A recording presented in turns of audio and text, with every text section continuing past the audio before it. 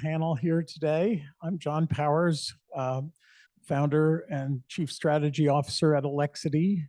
Alexity is working in the Cal Flex Hub project on the small to medium commercial demonstration project with UC Davis. We're controlling buildings, shifting primarily HVAC from high price to low, from dirty to clean.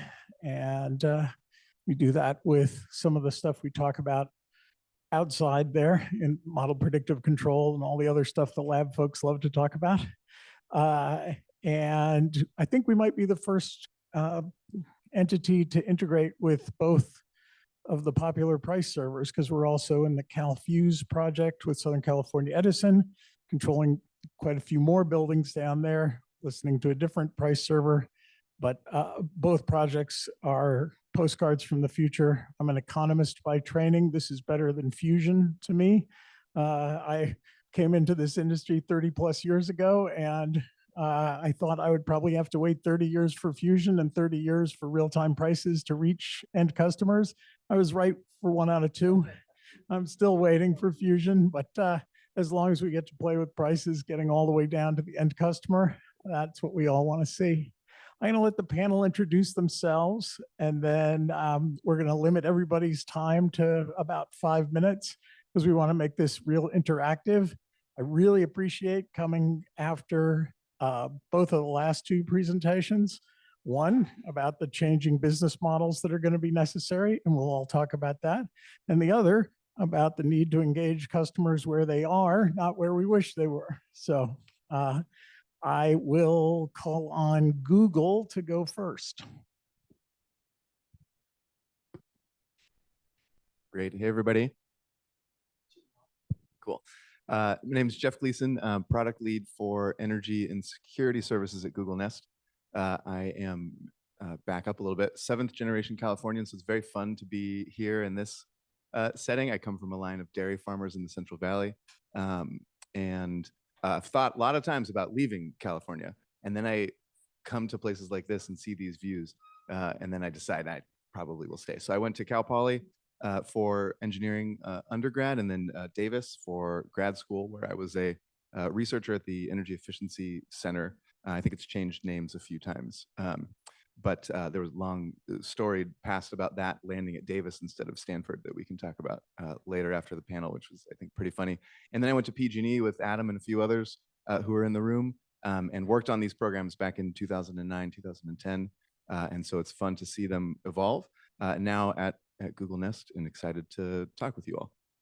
Because a lot of what I've been hearing is actually what we think about pretty much all day, every day. Oh, we go through slides? Oh, okay. Perfect. Great. So the full detail is, I think it's worth in some of these moments taking a quick pause and reflecting on the fact that we've actually done a great job. So when I joined Nest in 2015, we had 3 pilot demand response programs. A lot of folks probably understand what it's like to work on pilots, and you feel really accomplished when you get them going, and then you wonder, how far is this going to go? And we used to call it demand response back then. We didn't call it virtual power plants, but this is much, much better. So we should stick with VPP. What we found in our research was the idea that customers would be asked by their utilities or demanded that they respond to their utilities really turn them off. And then we would explain, well, no, it's you're the demand, you're not demanding. And it just made no sense.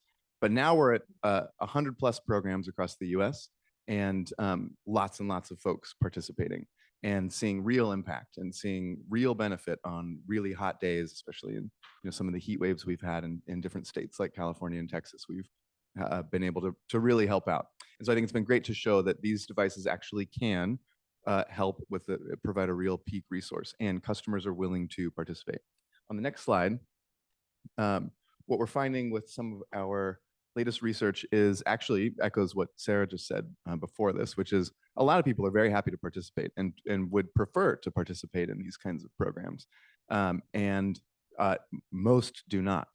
And so there's 2 things that we found that are happening in there. One is people lie on surveys. Even when it's not in person, it's just filling out on a form and it's anonymous, they still lie. So part of the blue bars on the left is people that are not being totally honest.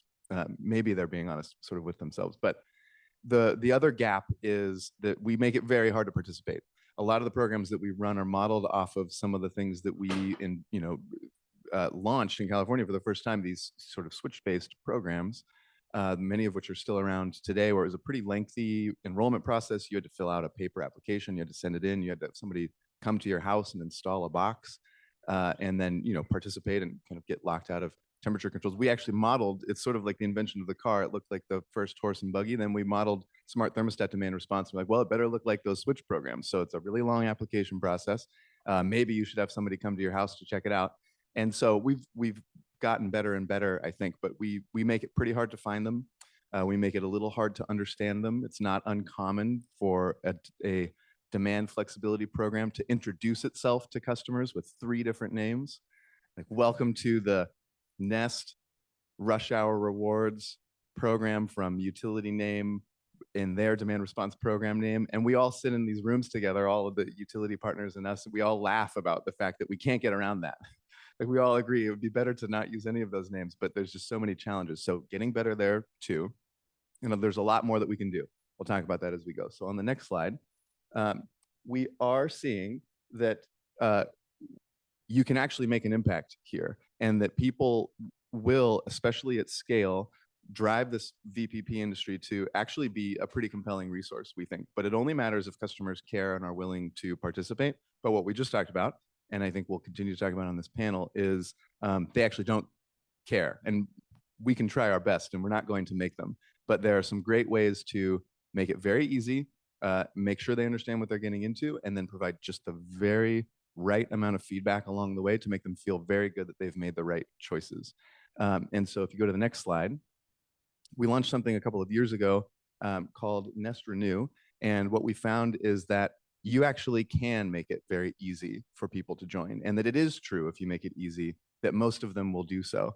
I can't go into all of the stats, but I'll just say that when you make it easy and it's very simply explained and everything's kind of collected in one spot for people, you start to see the numbers of that people answered on the survey as, this many will join actually is true. And that actually, and Sarah was alluding to this, I really love this point, that if you spread things out over enough people, it's, instead of asking a few people to do a lot, we can ask a lot of people to do just a little bit, and they don't even notice. And then you remind them that they're helping, and they think, this is awesome. Of course, because I am a helper, so I am helping. And then they move on, and they go to soccer practice, and then you don't talk to them for like a quarter, and that's perfect. But this is pretty hard to do. And it's also really hard to integrate this with everything that we've been talking about here, because as soon as you go from a simple description and then you start layering on lots of requirements, I need like lots of details to get you into this full-fledged program, you're going to lose most everybody. So the point that I'll continue to make is making this as simple as possible and recognizing that we should meet people where they are is what we should do. I think I've got one last slide. I think the question that we return to a lot on our team, all the designers, all of the researchers, all of the engineers, and the product folks, is, are we about to actually fundamentally change how all of this works in terms of making it simple for people? And what if we took a moment and actually just completely rethought how we get people into these programs? And if we sort of did it over time and we sort of stepped them along a journey, might we actually see pretty dramatic change in participation? When I'm not on stage, I'll maybe share some more additional details about some of the pretty staggering numbers that we're seeing. But we're well over 100 million hours of collective energy use shifted to cleaner times across just the U.S. in just a year. And those are small chunks of time for people, but it really can start to add up. And if it were aligned with the things that we have, then it would make a big difference. Awesome. Thank you so much. Sticking with the order on the agenda, I think we're going to go straight to Reem. I'm going to stand up here so I can, number one, stretch my legs, but also see my slides. And the slide here, I'm not a sales guy, but I did want to kind of give a viewpoint for everyone to understand who we are and where we're coming from as we begin to work together in this. Christopher Freeman, I am Director of Connected Products Ecosystem for Reem. We have been doing this for a long time. A lot of pilots, even before when I started with Reem. on the air side and the water side. And so we've talked a lot about 20 here, 13 there. And that's been what's happening for, gosh, the last 8, 10, 12 years, a lot of really small pilots. We've worked with some people in the room here over the last, 8, 10 years. And in the last 2 years, we've pulled back. We're tired of pilots. We're tired of doing a community of 80 here, a community of 100 here. It's not effective. We have to get to scale. And that's the real solution. We have to get to scale, and we have to make it simple. So we've taken a step back with that ream to really evaluate what are we offering as an OEM to the industry to help get to scale and to provide the solution that takes all of the thought process out of it. No one's going to know about their time of use rates and which program by this person and that person, because that's all confusing. We do know that everyone understands, well, nights and weekends for my cell phone rate. That was easy to understand. And I knew not to call anyone, even in college. I can't call my mom and dad during the daytime because the rates are high. I'll wait till the weekend to call them. So we're looking at the methodologies that we do that. And we're leveraging our full product portfolio, HVAC. And since Carrier's not here, I'm going to claim to be the forefront runner in HVAC, in the HVAC industry. But leading in water, pool pump heating, refrigeration in light commercial. So we're commercial, light commercial, residential, looking at our full portfolio. It's saying as an OEM provider of the hardware that goes into everyone's home, that goes into everyone's building, we're probably the easiest linchpin to make this happen. And we'll talk about what we're doing in the future to make that happen, to remove some of the complexity out of the system. You can go to the next slide, please. It's a hard decision when it's 2 a.m. on a Saturday night and you lose water, or it's Christmas Eve and your HVAC goes out and you get, I need a new up right away, right? So you roll to Home Depot, well, the next morning when it opens, or you call a plumber and they come out there and they give you whatever's on their truck. Most of the times, I don't have time to research. I don't have time to validate what I'm putting on there. So they're putting in the lowest cost, which is not a bad thing. We want that, right? Underserved, unemployed, we want that. But it's typically products that don't have the features and benefits of connectability. They don't have controls. They don't allow us to do the things that we want to do with them.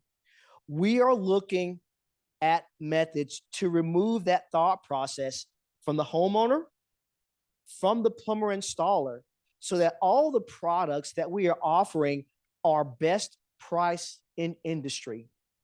Every product has the ability to connect back, whether it's Wi-Fi. We think Wi-Fi is not great, but my Netflix seems to always work, but neither here nor there. Wi-Fi, whether it's LTE, but provide the right methodologies to connect back so that it can be controlled without having to have someone decide, well, do I want to get a connected water heater in my basement versus just give me hot water? So let's remove that. Just put it in everything, right? We want to make sure that we have the great connectivity. It's an alphabet soup today, whether you're in the Pac Northwest, you're in California with JA13, the East Coast that has open ADR. There's a lot of stuff out there and not one true thing to rule them. So take it off the board.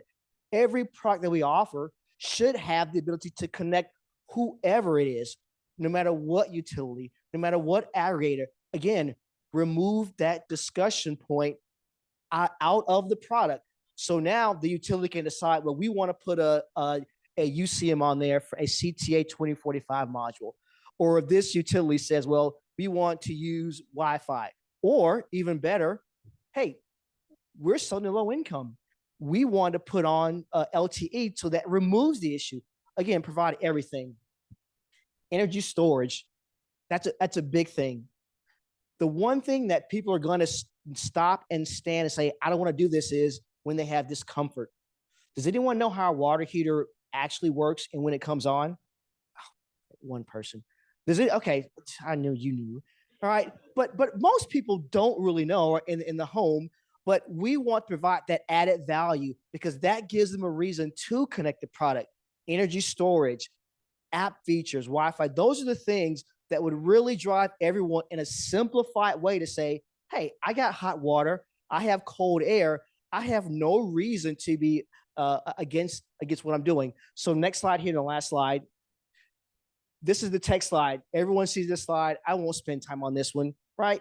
It's all about making and managing and shifting that curve over by providing these features, connectivity, thermal battery, which homeowners will understand, but tell them you'll always have hot water and cold air at the lowest prices. Isn't that simple? That's how simple we have to get to homeowners, to building owners, to everyone out there to make them understand what we're doing. Thanks.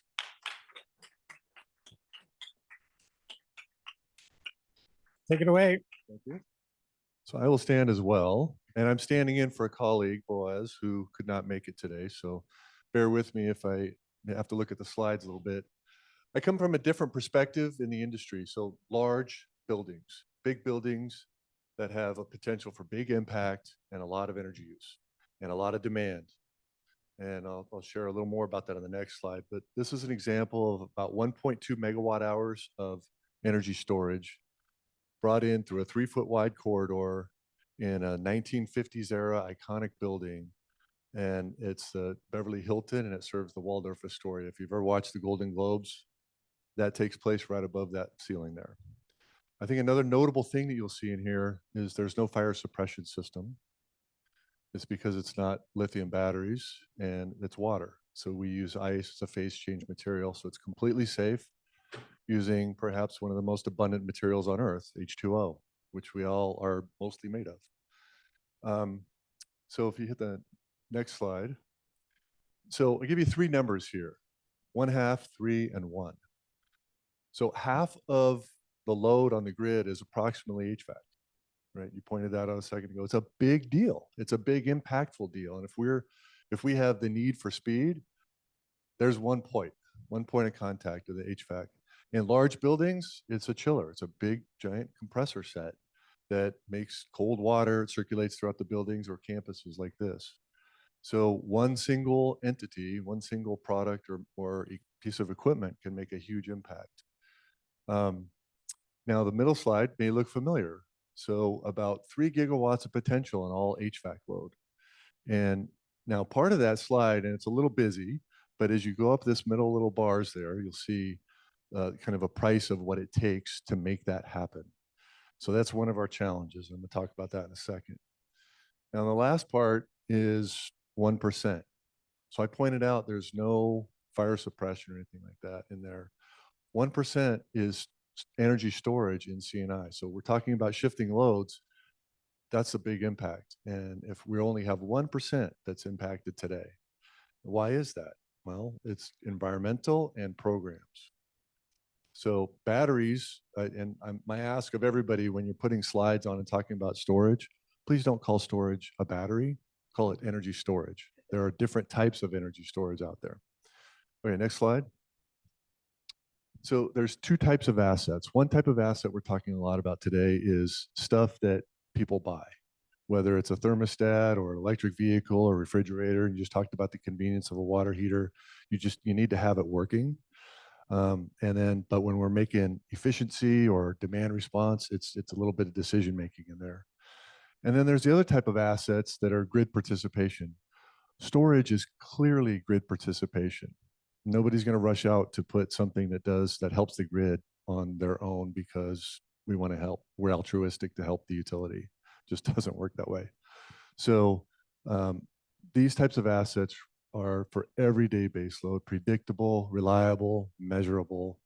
And that's the kind of an asset that storage is and has to be viewed as. So let's hit the next slide. Next slide. There we go. A little busy. So the opportunity is that, like I mentioned, CNI is not participating in energy storage today. the value of a thermal energy storage is that first building that I showed you. We installed that, and the way we installed it, the building was down for about 1 hour. That was it. The utility, the host utility, didn't even know we put it in there until they started seeing the demand reductions. They had no idea. Why? No interconnection agreement. If you talk to any community choice aggregator, and if you bring up the word interconnection, you're going to watch them just wince and think, oh my God, 10 years. And so it's a big problem to do storage on the grid. But in the buildings, it's very doable if you have the right technology and the right medium. So if we can deploy rapidly in a couple years, we can have megawatts. And that's just not us. It doesn't matter who does it, but if you use those VPPs, there's the opportunity is enormous. I'll try to wrap up here. So potential is harnessing this asset class. It's very dispatchable. 1.2 megawatt hours in one single building. Imagine that first slide that I showed. We've got, thanks to the Inflation Reduction Act, we've got about $300 million. So it's 176 plus private capital. When you unleash private capital into assets like this, like bigger buildings, it is astronomical. It will make public money look paltry to the 10x or 100x. So it's enormous when it's deployed correctly. So one of the biggest challenges that we have, and especially when you look at that kind of capital, and it's a CapEx, it's a return on investment, it's the IRR. That's what they care about. It has to be our challenge for these large projects, not just Nostromo, but anybody in these large projects, has to be bankable.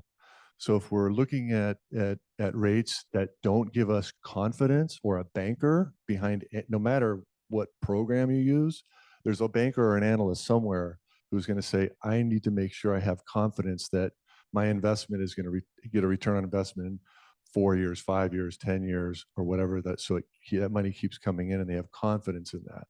So without that, we're in trouble. So my ask of everybody here is make sure that the programs that we have, particularly for the large, impactful commercial and industrial sector, they can have confidence in it. And it's really bankable stuff. With that, I think I'll finish up, and I'm getting the hook. You're getting the hook. Thank you very much. And finally, we're going to let Ohm Connect bring us home here. Thanks very much. My name is John Anderson. I'm the Senior Director of Market Innovation at Ohm Connect. And Ohm Connect was founded about 10 years ago in order to improve people's lives and improve the health of the planet by reimagining the way we use energy. We reward people for changing how and when they use energy in an effort to help the grid and to help decarbonize our environment. Next slide, please.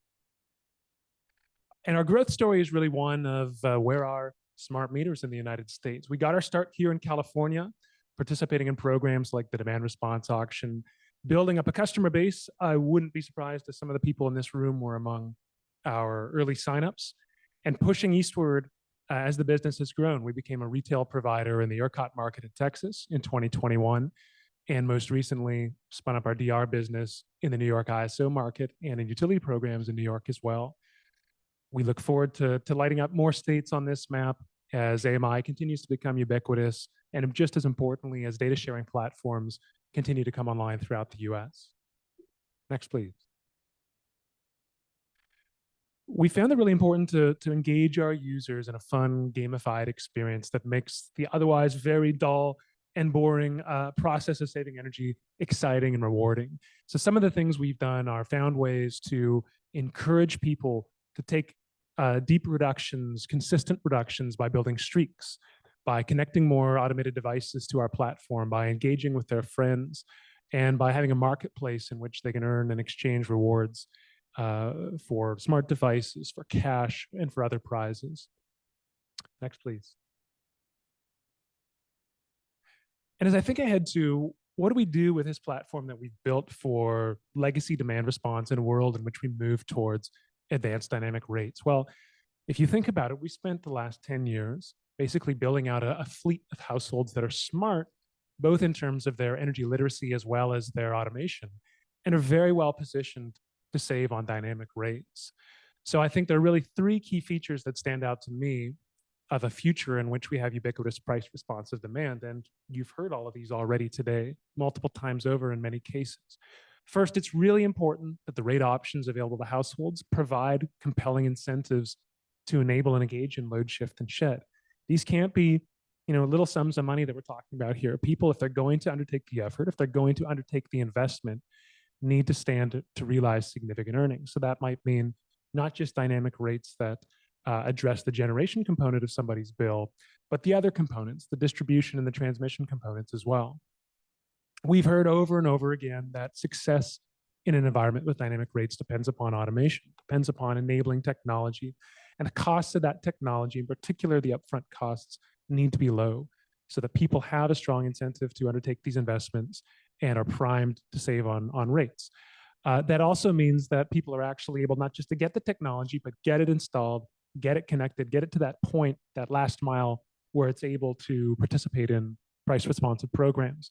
One of the things that surprised me when I came to OhmConnect was we'd sell a lot of smart devices and you'd be shocked how many of them would just sit on someone's coffee table for weeks or months on end and never get installed, never get connected. We have to help people through that journey. The final piece is that the regulatory environment needs to allow, and I would argue, encourage third parties to offer innovative services to households. It can't be the exclusive domain of the legacy utility providers or even the original equipment manufacturers. People are going to need help making this whole ecosystem work. It's going to take a lot of innovation and creativity to get from where we are today to where we are envisioning in the future. And it's really only the third parties that I think can bring that level of innovation to the table and will undertake that risk in order to make this future come to pass. Again, for those of you who were early OhmConnect adopters, you'll notice that our product today doesn't look a thing like it did 10 years ago or even 5 years ago. We have iterated over and over and over again. We have introduced new features. We have thrown away old features, and we have tested. Even things as frivolous it may sound as, should this button be blue or should it be green? Should it go at the top of the page or the bottom of the page? Should we use the word reward or the word prize? These things matter. They can be small percentage points, but when it comes to thousands and thousands of households, it all adds up. And I think, again, the third parties will bring that innovation to the table and help make this work for everybody. Thank you.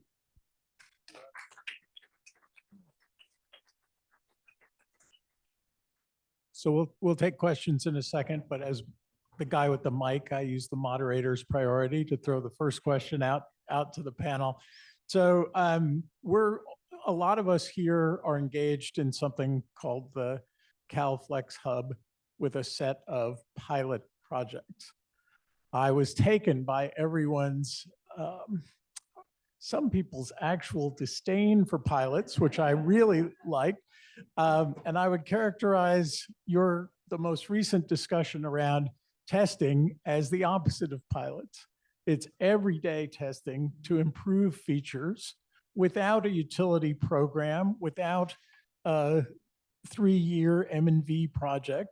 The button turns from light blue to dark blue because you tested and that works better. So is there too much emphasis on formal piloting in this industry? And what can we're here from the commercial sector, we're here to help. What can we do to help move things faster than has been done in the utility industry today? Yeah, so I'll start since my disdain was the one that driven this. There's a lot of piloting, and that it's all good for the information, the numbers, the understanding that we're getting. But we've got a lot of that information, right? For I guess, as I mentioned, a number of years, and piloting only goes so far if you're piloting 20 units of whatever device. You don't get to understand the real impact until you get to scale. And so that's why we need to make the people in this room, the OEMs, the aggregators, the VPPs, we need to have the right touch points to understand, okay, we've done this for a long time. How do we now get this out into the hands of the masses to continue to prove out, right? Because as long as you're not making huge effects, they still have cold air, hot water, the little software changes that make that button blue versus light blue is not really impactful to them. And what I see from my viewpoint of dealing with regulations, we were forced to install a CTA 2045 port on our water heaters the last 2 years for Washington, Oregon. That was great. It was awesome. That was phenomenal. However, the regulation didn't go far enough. It didn't say, oh yeah, once you guys make this port on there, it didn't talk about the connection point.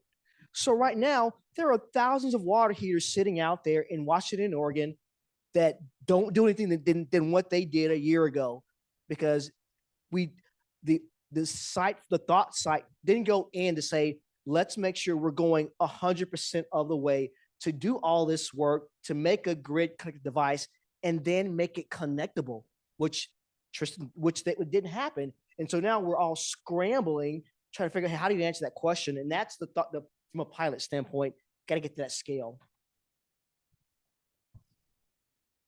Yeah, I think we can also maybe just share the way we do it on the tech side. We do lots of what we call team food, fish food, team food, dog food, and then into kind of more formal A/B testing. And I think the key is when we think about pilots on a grand scale, we tend to wait until it's sort of fully baked as a concept and push the full pilot out, and we try the full thing for 2 years, and then we kind of reassess. I know that's an overcharacterization of what really happens, but I think smaller chunks moving faster is definitely helpful. And I think there are ways for all of us to help test a little piece and try, that worked, that didn't work, try the next piece 3 months later, and then we all get kind of rapid feedback. Great. I think we could go quicker. Okay, so in the spirit of going quicker, everybody will get a chance to take other questions, but let's go to the questions from the audience. Okay, right now we have one lonely question.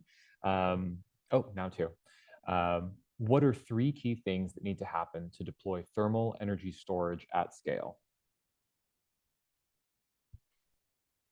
3 key things to deploy thermal energy storage at scale. So one is a program. So shift, build it and they will come.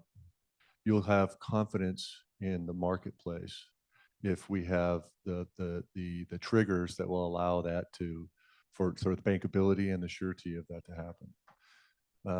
I'd say another one is somewhat consistency in the market. And that kind of goes to the shift program. Like I think one of the earlier presentations talked about the dynamic pricing and moving everybody to get confidence in what that program is. If that's consistent across the state at least, then we can have that. So that's, I'd say, number one. I don't know that there's a whole lot of others besides really getting that shift and enabling us for that program. Accessible. It has to be, I won't say cheap, has to be affordable. You have to have access to the devices that can have thermal storage. Look, not everyone's going to have a battery installed in their homes in the next, 5, even 10 years. Not everyone, except California, is going to have an EV. So we have to make certain that the devices that can have thermal storage are accessible, available, and can be installed, purchased. Low income, a key factor, right? You have to be able to make certain that the devices that you buy today that aren't connectable, that don't have storage, can be bought tomorrow without a huge increase in what you're asking them to buy that device for. I'm not going to buy a $10,000 battery for storage versus an HVAC system or a water heater in my home, self-serving. Sorry, guys. And then the next thing is the whole thermal storage. No one understands it, right? We mentioned it, right? Back to your point, I was going to call you out, Ms. Bloom. It has to be make it simple. You have to not make people think about a thermal storage device in their home. Just say, guys, you are going to have more than enough thermal storage.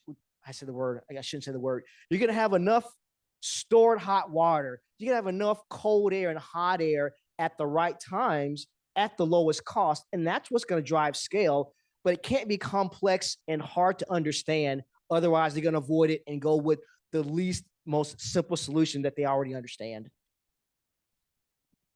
Next question. All right, the next question is, excuse me, other states such as Massachusetts and New York are doing things in energy that we in California are not yet doing while they continue to do them at scale. How are we trying to learn from other states' activities? So this is a question about how we can learn in California from other states' activities. And, you know, I'm going to kick it to Ohm Connect, and just because you were just, first, you haven't had a shot yet. And second, you were just talking about the states that you were rolling out one to the next. I presume you're learning one from another. We are, yeah. I think one of the things we noticed is there's some generous incentives in other parts of the country that allow us to undertake experimentation and do so at scale. We saw quite a bit of discussion around this within the context of the California Energy Commission's Demand-Side Grid Support Program, the DSGS program, which launched this year. One of the flavors of DSGS concerns battery storage and a program for market-aware battery storage participation. The program is, I think, very well intentioned, and we've been a participant and we've learned an awful lot. But some of the feedback was that the incentives initially are not as generous as what other parts of the country are offering for similar battery programs. And again, to Christopher's point, we want to get lots of these systems out there. We want lots of people participating so we can learn as much as possible, as quickly as possible. We're going to have our hypotheses and we're going to test those and see what works and what doesn't, but we don't know what we don't know, and we're going to learn some new interesting stuff. When you have enough people participating, you have enough systems out there, you're going to be surprised, and hopefully pleasantly so, and learn some things that just aren't possible at smaller scale. Awesome. So I'm going to put in a plug for national and international organizations to answer that question. So I'm going to the PLMA, Peak Load Management Alliance conference next week. It's the leading organization for practitioners of all things related to load management. And we will hear from, I'm not sure I'd say every state, but probably 30 states or 40 states on the agenda, talking about all the things they're doing with load flexibility and virtual power plants and traditional DR programs. And I think the learning in this industry is better than people give credit for. I think the regulators need to get out more. The regulators need to come to these events where lots of practitioners are exchanging good ideas. It's been hard. I've been on the board of PLMA for 9 years now. It's been hard to get the PUC and other state regulators to attend, but we're doing our best to do outreach. NARUC is an organization that organizes all the regulators. They should learn from each other. I think that the knowledge transfer is not exactly the problem. The political will to adopt best practices from other states, there's a lot of not invented here, especially in California, because, you know, we're the leaders, but we're not the leaders in everything. We're the leaders in some things. So I think we have to be a little more open to whoever wrote that question, to some of the other states that are way ahead in some areas. How about in this audience here? Anybody without Zoom that wants to speak?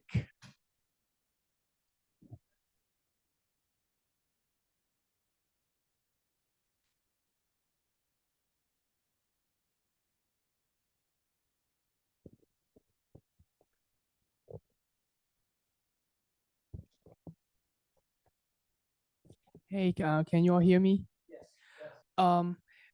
My question is, for customers who like want to participate in like a VPP program, like through like thermostats, but they are like, but a lot of customers, how do you account for customers who just never turn on their thermostats?